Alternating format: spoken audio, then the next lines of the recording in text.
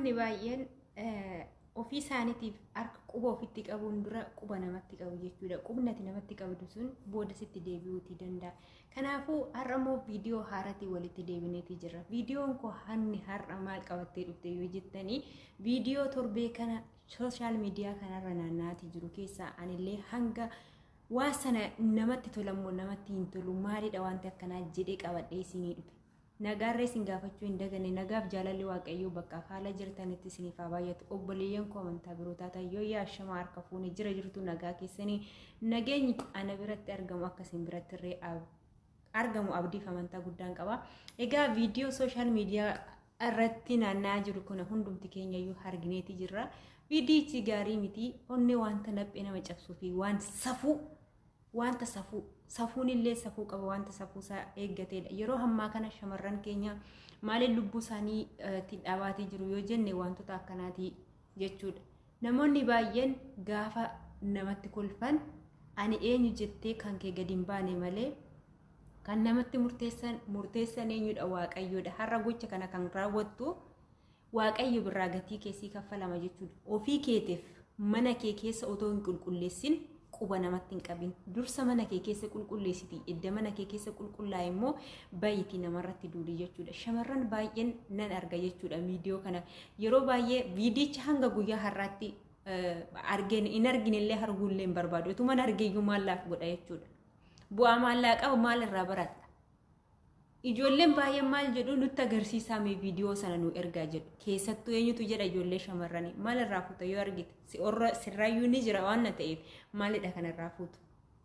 Ani namoota baay'ee kanan miidiyaa kanarraa taasisabe maal yoo jettanii gaafa namni 1700 liivii gubbaarratti intalitti lafallafsiisaa mucaa lafallafsiisaa bulan sana amma miidiyaa kana gubbaarratti babal'isanii miidiyaa kana gubbaarratti namni jala taa'eeti kan viidiyoo waraabbate olii gadi bittinneessu jechuudha.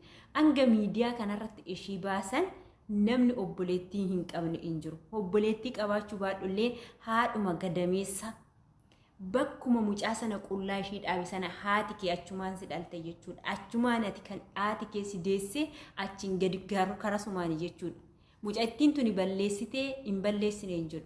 Garuuti immoo balleessaa kana balleessitaniira seellamaanuu balleessitaniira jechuun bukkeetti yookiin guruuppiidhaan akkasitti wal uumuu dheessanii gana miidiyaa addabaabaayii hanga surumaayyuu namoota argitaniira. Lammaffaa ittiin deebiin gochaa kun fuula waaqayyoo biratti jaallatamaa miti abaaramaadha. Guyyaa ibiddi sitti ka'u hin beekamu jedhanii gorsuu dhiisanii nama 1700 teessisanii liivii nama 1700 taasisaniiti kan waa'ee kana haasaatii bulan. Wanti mee taa'anii haasa'an lammiin keenya dhumaa jira.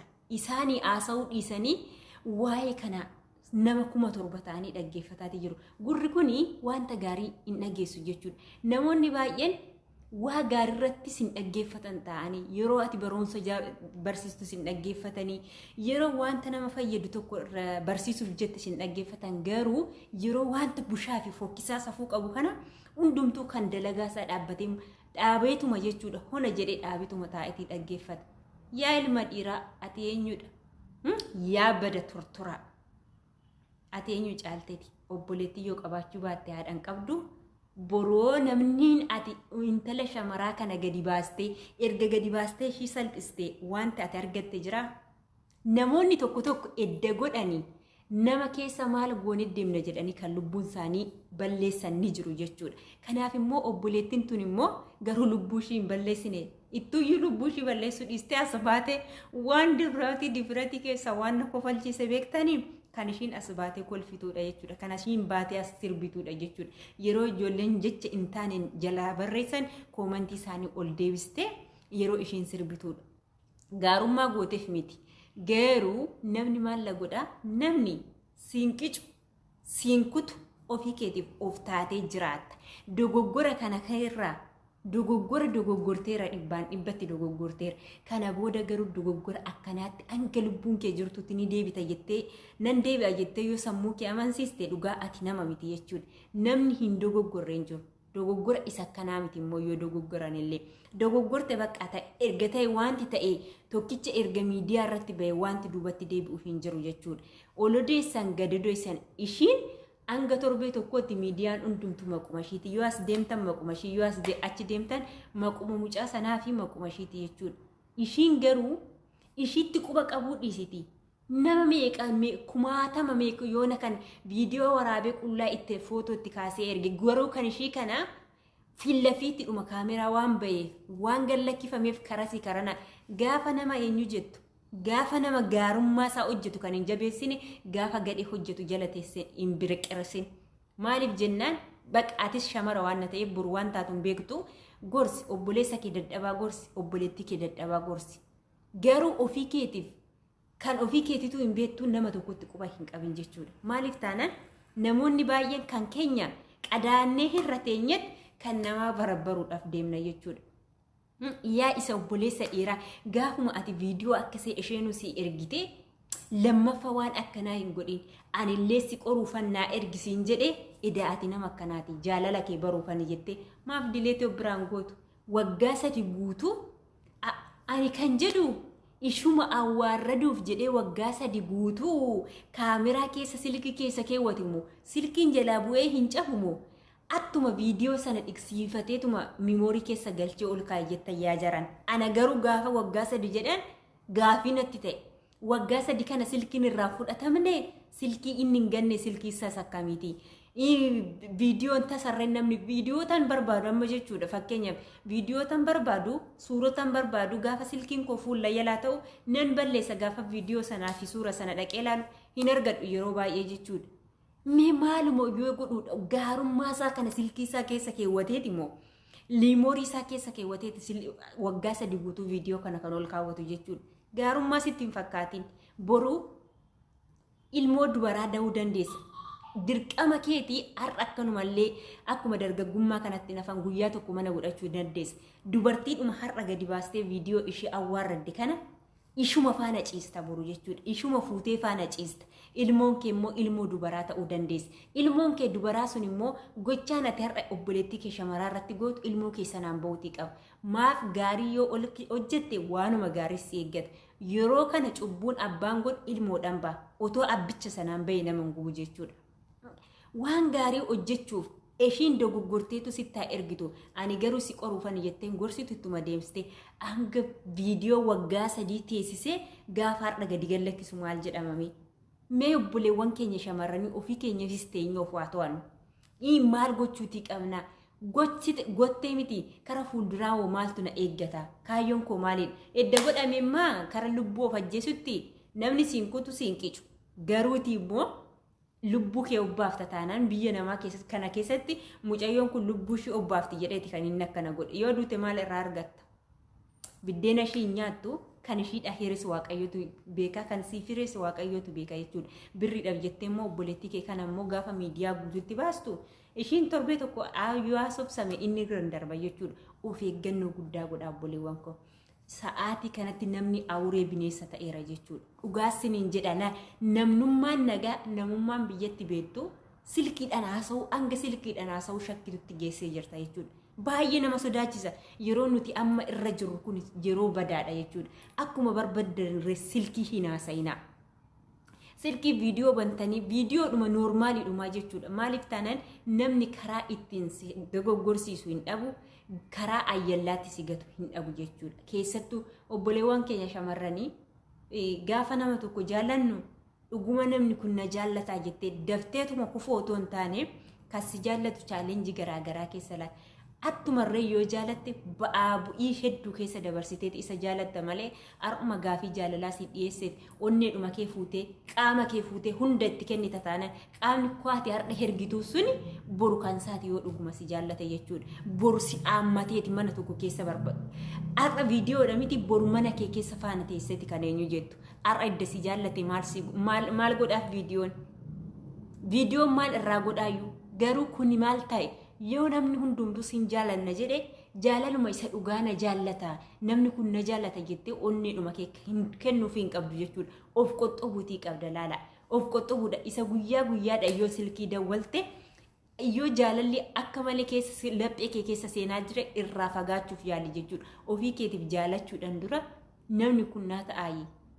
moo isuma yeroodhaa fi najanajjanee na biraa deebi'u kana wayya jettee ofii keetiitii eenyu gochuutii qabda jechuudha. Maaliif taanaan namni yeroo hammaa ayyallaatti si gatee si biraa deemuu barbaada malee tasumayyuu namni siif ilu hin jiru jechuudha. Dhugaa baay'ee tokkoon taasisamu. Inni kaanii ilmaa mucaa leenca koo jedhaan. Inni kara mucaa inni kara intalaan intalaan yaa leencitti koo jedhaan. Maalidha leenci fi leenci? Anaaf lachan isaaniitu sareedha jechuudha. Maaliif taanaan otoo ilma namaa ta'e innillee gadi hin baasu jechuudha. Warroota amma waanan taazzabe keessaa warroota achirratti gastii banatee gastii sana gubbaarratti isaan affeeree taraa isaan gaafatu. Waaqattamantu sumata ergee fi waaqattamantuun akkas gootee jirta. Maalidha gaafin akkana? Otoo asii ta'e otoo obboleettii kee ta'e akkas goota warreen akkasitti aggaabbazaa bultan sun gaafa sana. Maalaa ta'uudhaaf uummanni gadi taa'eet ilaala viidiyoo waraabbatee eenyusaa yuutuubii isaati irratti caannata jechuudha. Ati immoo isaan achi gubbaa ba'anii waaqattamantuun amantaa attamantuun ni kakattaa maal kakattee? Inuma banne dhugaa waaqayyo dhugaa baay'ee tokko nama jibbisiisa jireenya amma nuti keessa jiru kun baay'ee ulfaateera iyyuu jedhu.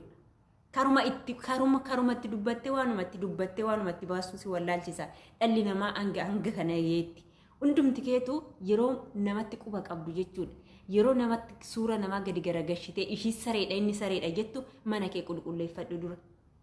Hundi isheetu jechuudha. Otoo kiyya misxirri gadi hin baane jettee nama busheessuudhaaf hin kaatin. Qubnati har'a namatti qabdu kun deebi'ee sitti dhufuu danda'a waan ta'eef. Yaadumaayyuu of eeggannoon barbaachisaadha. Dhala namaa keessatti shamarran yoo taate har'a si jaallateeti inni si fuudhurree amma booda si jaallata gaafa ilmoo tokko sirraa argate garuu bara sanamii akkas gootee turteeyyuu ergas ilmoo sirraa bara jalqabaa umaasiin hin jedhu gaafati daa'ima dhaltee fi karaatti deemtu dhabde caammaa miila hin qabne sirra deema. Kana bari kana jala muriitti taa'e jechuudha. Maaliif taanaan ofii keetiif yoo of kabajje yoo barcuma ofii laatte jireenya kee kara fuulduraayyuu jechuu dandeessa. Yeroo kaan ijoolleen keenya yeroo baay'ee akkuma nu jaallatu jedhanii gaafa jalqabatti galan hanga waggaa tokko hanga waggaa lamaa asirratti isaan baata akka hanga daa'iman godhannetti asirratti baata. Garuu gaafa daa'ima ishiin godhatte nama muusareedhaan jedhuun ateenyuudhaan gadi. Ati sikkoo akkuma isaati ilaali qaama kee qaama uumama keenyatu garaagari qaama saalaa keenyatu garaagari malee bakkuma inni oolu ooltee galta waanuma inni hojjetu hojjetee galta jechuudha. Yeroo baay'ee konfiidensii mataa keessanii hin qabdan jechuudha. Ati eenyumaa gadi miti balleessa hojjedhu gaarii hojjedhu wanta balleessite sanarraa eenyu argata barumsa argatta. Kanaafuu yeroo baay'ee ofii keetiif of eeggadhu of sattaa irratti bilbilame kanaaf addaan jettee eegaa obboleewwan koo hundumti keessanuu ofii keessanii garbummaa namaa ta'uu osoo hin taane ati eenyumaa gadi miti. Ati nama akkuma namaatu qaama guutuu qabda nama hojjetee jiraatudha. Yoo abbaa manaa kee taate yoo guyyaa jalqabaa si jaallate yoo waggaa jalqabaa si jaallate gaafa daa'ima irraa deesse ashaffaran jedhe dhimma ittiin qabaatiin kuftee jala hin ka'in xankarra jechuutii qabu. Yeroo baay'ee nuti gaafa mana godhannu jalqabuma bakka eenyudha of kennina gaafa nama jaallannus ta'u gaafa yoo nama jaallannes akkasuma dafnee of gallakkisna gaafa irreen mana godhanne bakka isaan booda na dhiisee kan biraa hin deemu jennee of gallakkisna. Ofii keetiif yoo of eegde malee namni tokko yaa abbaa kanaa siin hin jedhu. Ofii keetiif jabduu ta'uutii qabda. Jabduu namaa ta'uu qabda. Wanti garaagarummaa adda si godheen jiru dhiirarraa jechuudha. Sammuu tokko sii kenne qaama guutuu tokko sii kenne. Garuu garaagarummaan keenya dhalaaf dhiira ta'uudhaan ala namni ani eenyumaa gadi jedhee of yaadu bakka dhiiraa gadi jedhee kara fuulduraattis of yaada kara fuulduraattis hin yaadu hangan umurii amma keessa jiraadhu kanarratti irree guyyaa gaafa tokko maaliif shamara ta'e jedhee natti dhaga'amee hin beeku. Maaliif taanaan ofii kiyyaa of ta'ee tan jiraadha waan ta'eef ofii kiyyaa yoon ana fugate malee macheen na abbaan natti hin birmatu. Ilaame yoo balbala banaa gattanii abbuma hargitu seenee ba'a. Garuu yoo balbala kee cufatte akkasiin qusanii jechuudha. Siraatan qusaniiti kan mana kee banuu danda'an. So kanaaf ani eenyumaa gadi miti. Dhiiraa gadis miti. Waanuma takkaan nan caala waan hojii hin hojjetu hunda isaatu nan hojjedha jechuudha. Wanti dhiiraa gadi na taasisu hin jiru jechuudha. Kanaafuu viidiyoo obboleewwan keenya kana olii gadi oofarree kaan gubbaa baasanii kaan gaarii miti dhiisaa bakka.